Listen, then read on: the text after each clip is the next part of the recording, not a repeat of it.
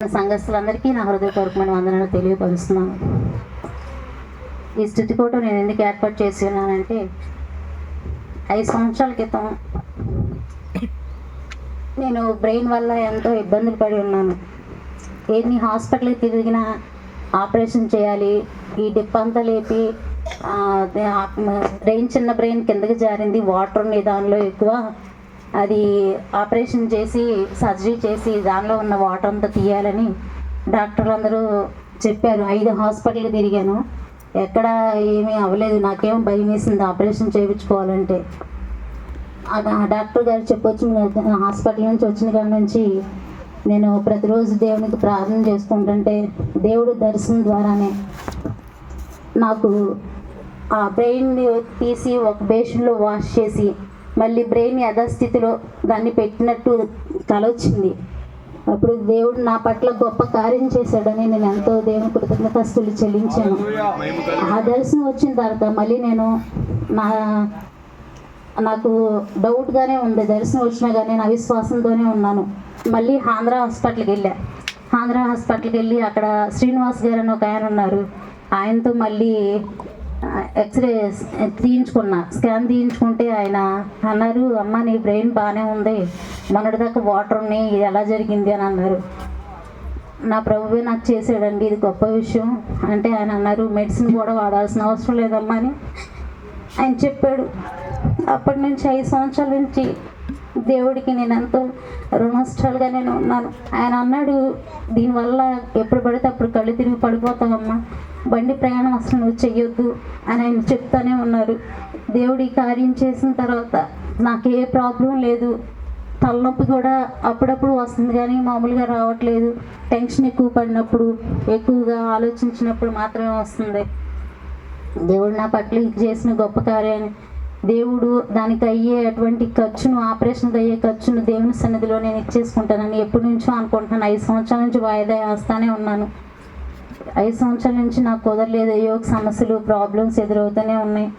అందుకని దేవుడు చేసిన కార్యాన్ని బట్టి దేవునికి ఈరోజు నేను కృతజ్ఞతలే ఉండాలని ఈ కృతజ్ఞత స్తుతి కూడా ఏర్పాటు చేసి ఉన్నాను. అలాగే డౌన్ విషయంలో కూడా దేవుడు ఎంతగానో కృప చూపించాడు. ఫస్ట్ కౌన్సిలింగ్ పెట్టినప్పుడు భీమవరంలో ఐటీ సీట్ వచ్చింది. మళ్ళీ మేము తెలియక సెకండ్ కౌన్సిలింగ్లో ఆప్షన్ ఎలా ఇవ్వాలో తెలియక మళ్ళీ సివిల్ ఓకే చేసిన పిల్ల సివిల్ వచ్చింది. అక్కడికి వెళ్తే ఫస్ట్ ఆప్షన్ పోయింది, సెకండ్ ఆప్షన్ ఉంది, సివిల్ లేదని జాయిన్ అవ్వాలన్నారు. ఈ పిల్లకేమో సివిల్ చదవడం ఇష్టం లేదు. మేమేమో అక్కడున్న అన్ని కాలేజీలు భీమవరంలో, హైదరాబాద్లో, విజయవాడలో అన్ని కాలేజీలు అన్నీ సెట్ చేసాం. అయినా అందరూ డొనేషన్తో 8 లక్షలు 5 లక్షలు అట్లా కట్టాలని అంటున్నారు. అమ్మో ఈ ఇబ్బందుల్లో అంత డొనేషన్ నేను ఎక్కడ కడతాను, నా వల్ల ఎక్కడ అయ్యిద్దని మేము ఎంతగానో కుమిలిపోయాం. ప్రార్థన చేసుకుంటానే ఉన్నాం. ఎంపీలని, ఎమ్మెల్యేలని అందరూ సహాయం కోరుకున్నాం. కానీ దేవుడు నాకు ఒక దర్శనం చూపించాడు. ఏంటంటే నేను ఒక పాట పాడుతున్నా, ఏమంటే నేను ఒక సున్నా నీవే మిన్నా, నువ్వు నాలో ఉన్నా నాకు విలువ తెచ్చానన్నా అని పాట. అప్పుడు అనుకున్నాను, అందరి సహాయం కోరుతున్నాను కానీ దేవునికి హృదయపూర్వకంగా నేను ప్రార్థించలేకపోతున్నాను. నేనే ఒక వేస్ట్ దాన్ని.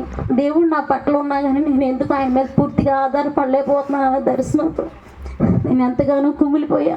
నిజమేనయ్యా, నేను నీ వైపు చూడకుండా మనుషులందరి వైపు చూస్తున్నాను, అందరి సహాయం కోరుకుంటున్నాను, నా బాధ అంతా అందరికీ చెప్పుకుంటున్నాను కానీ నీ సన్నిధిలో ప్రార్థించి నేను మోకరించి ప్రార్థించలేకపోతున్నాను. నన్ను క్షమించి, నా బుద్ధి ఏంటేనని మేము అనుకున్నాం.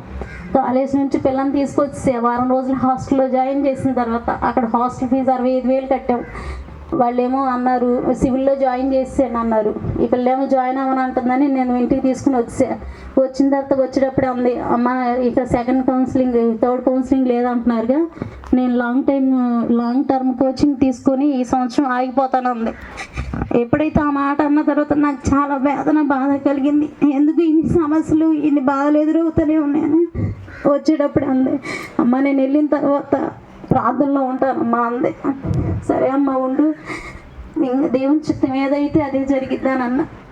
ఆ పిల్ల ఉన్న 2 రోజులకి థర్డ్ కౌన్సిలింగ్ ఉందని డేట్స్ ఫిక్స్ అయ్యి వచ్చింది వెబ్సైట్లో.